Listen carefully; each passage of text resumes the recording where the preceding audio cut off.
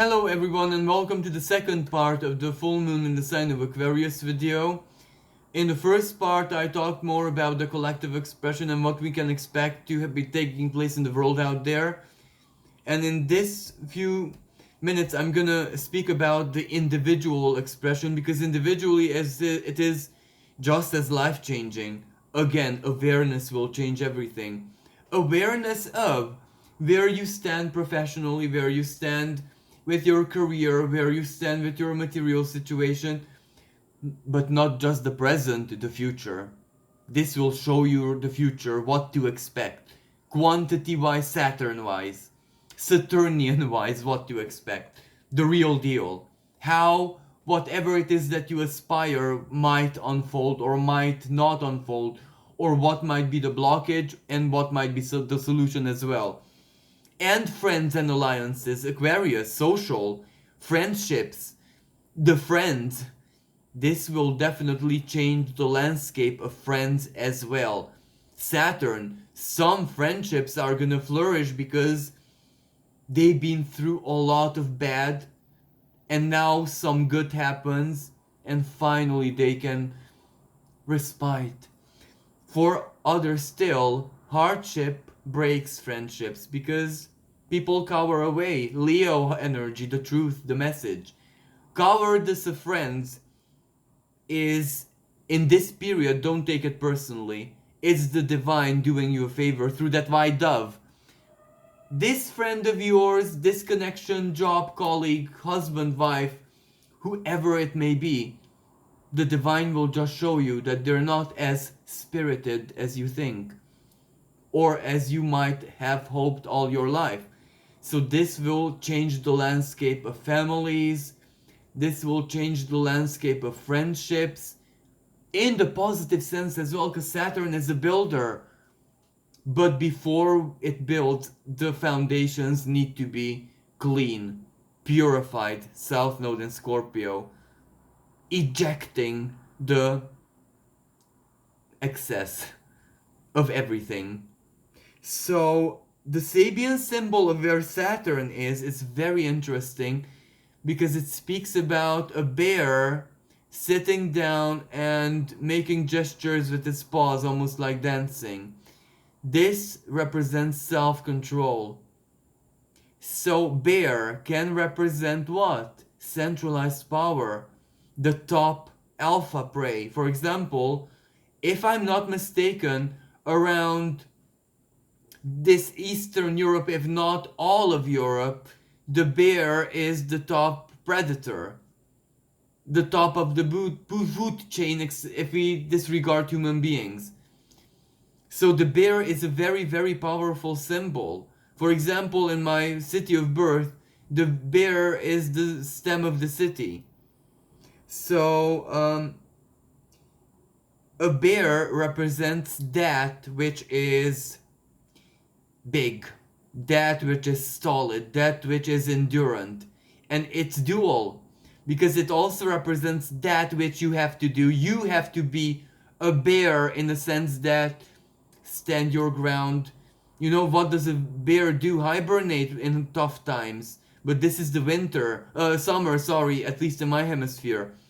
So a bear gathers.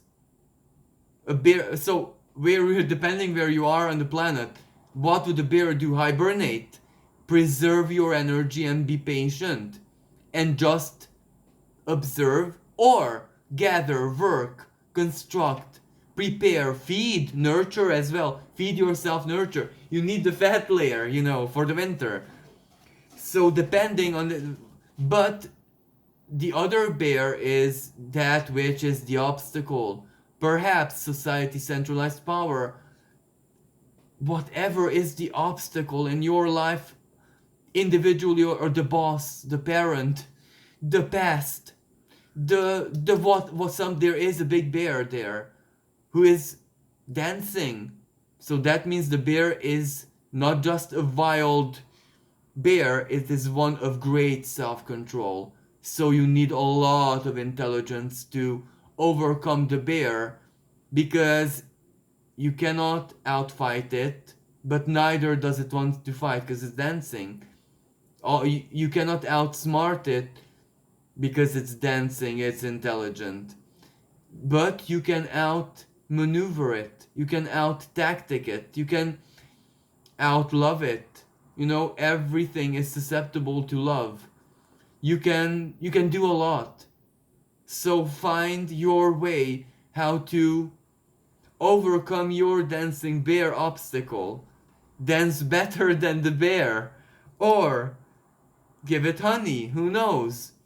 Find your way to overcome this. But on a serious note, well, we can imagine that things are gonna get tough financially, economically.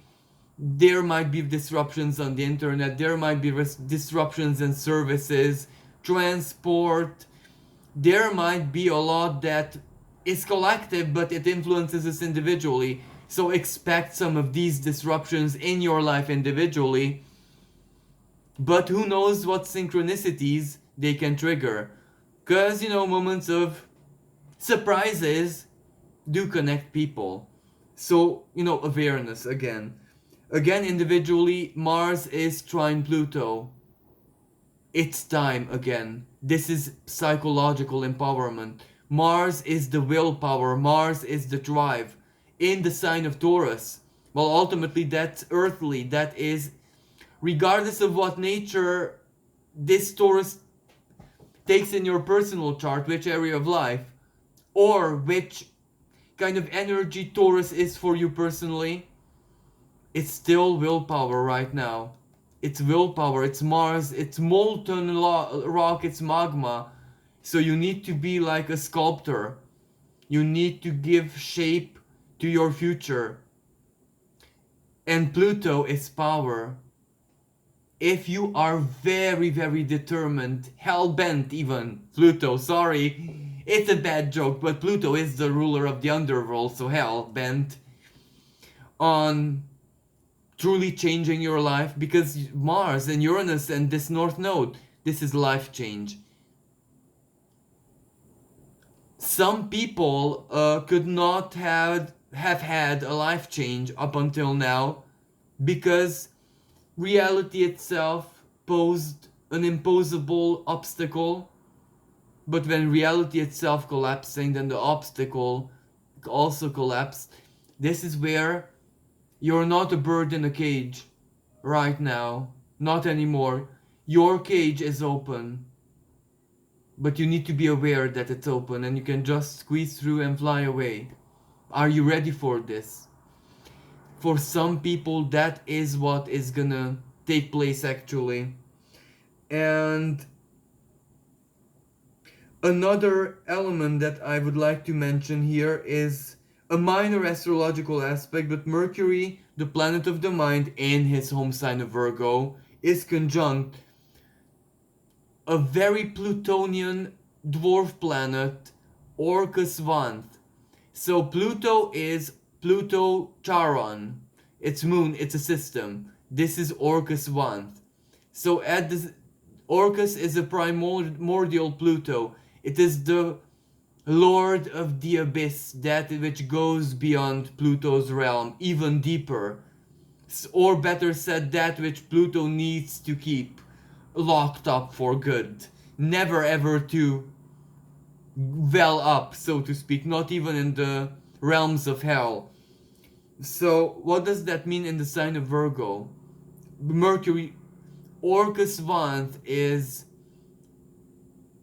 the primal truth. This is a very, very primal energy. This will activate our primal instincts. And Virgo is problem solving energy as well, especially with Mercury in it. This is where some people will find the most ingenious solutions to their problem, but as if by something possessed them in a good way.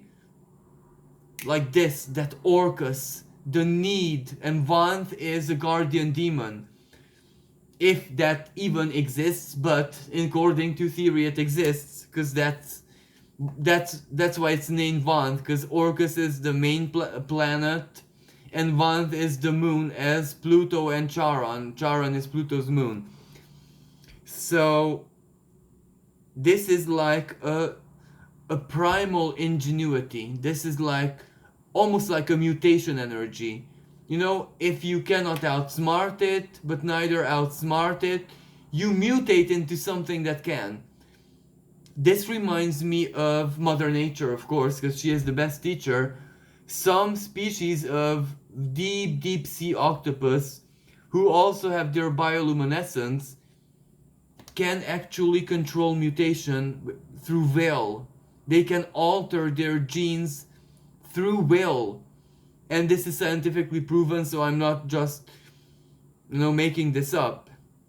So this is possible in nature.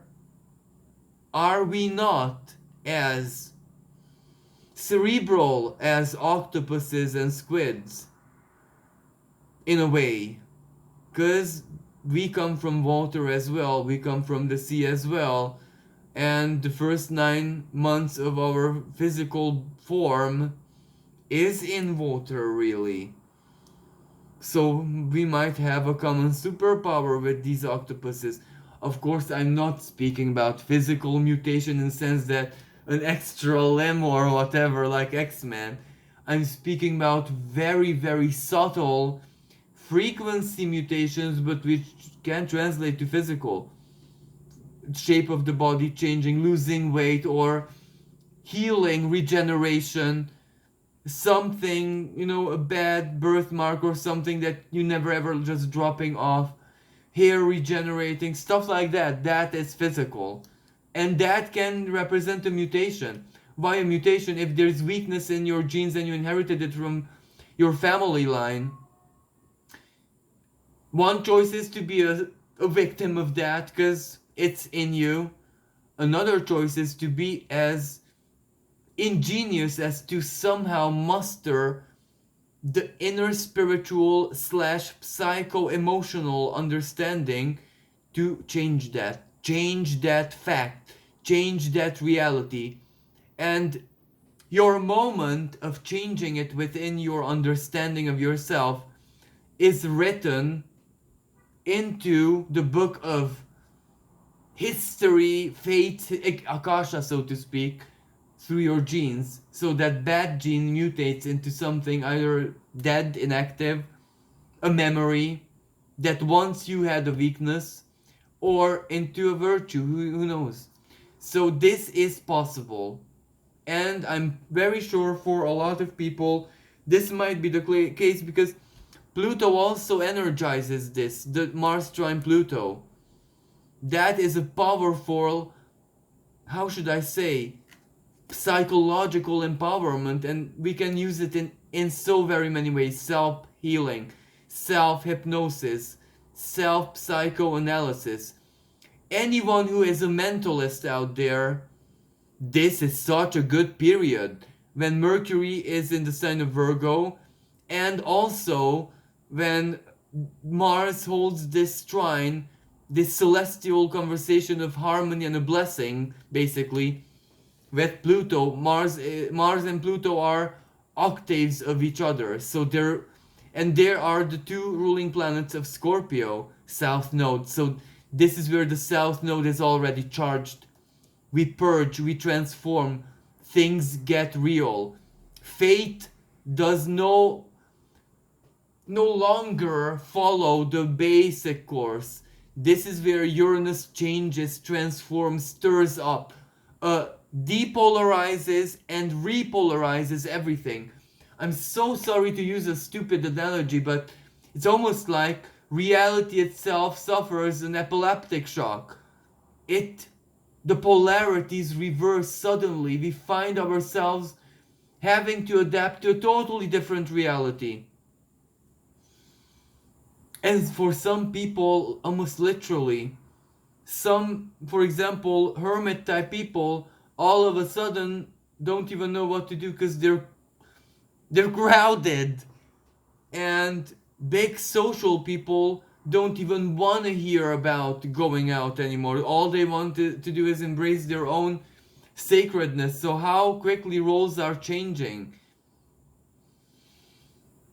But this is a good news if you're a freelancer, if you're a hard-working artist, or for your passion, for your dream, because people will need you. Just simple as that. People will need you. And what else would I like to say? Again, Saturn in the sign of Aquarius, the bear. Self-control needs to be also our choice. But again, the square with Uranus and the North Node. Self-control has to be healthy, and it has to be for our greater good. How do we know if it's for our greater good? Conjunct the moon, we ask the soul, hey emotional world, hey higher self, is this act of self-control for my greater good, or should I actually do the opposite? Not self-control or release. Because if you're on a at a job interview, maybe a great degree of self-control will not go well, because there are people, managers, bosses, employers who do not like self-discipline. They like spontaneous, lively people. They don't necessarily like Saturnian people.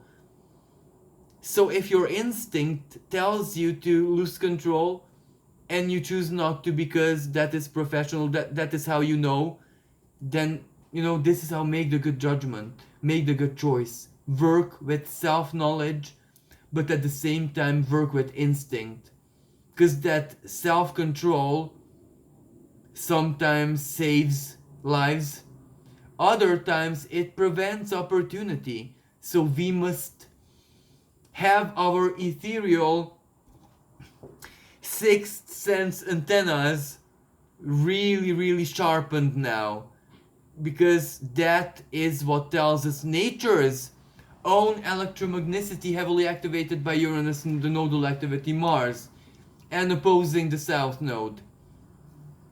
So yes, this is where we need to basically embody our wisest self, but to integrate the spiritual common sense into everything that we do, because that is what Taurus asks us to do.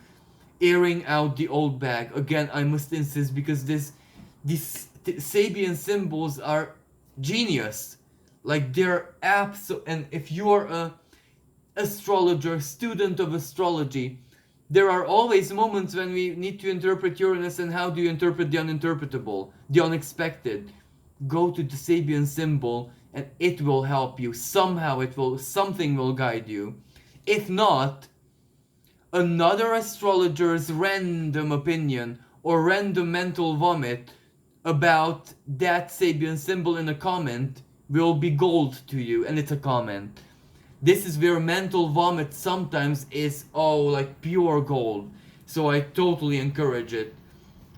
That's why I always usually comment on other astrologers' posts and stuff like that, because, we help we inspire each other.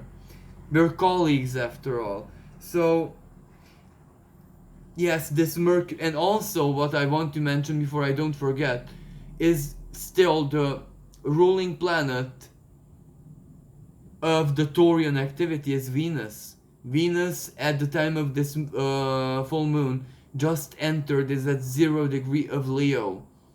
That's 0. That's something changes in the heart. Something deeply activates in the heart. A passion, a goal, an ideal. For a love apart, something happens in your life that shakes up and will help you make that powerful life change, life transition. For some people, relocation. Each and every one, how they need to upgrade their lives, and as I said, both individually and collectively. So, thank you so much for listening, and thank you so much for all the love, all the comments, all the support, and everything. It really means so much to me, and all I can say is that we must make sure to feed our hopes, our dreams, Aquarius, and not the fear, not the doom and gloom, and not everything that could go wrong. We are much safer being socially not safe than being safe physically, materially, socially, but going with the heard, so to speak. So thank you everyone, until next time, bye for now.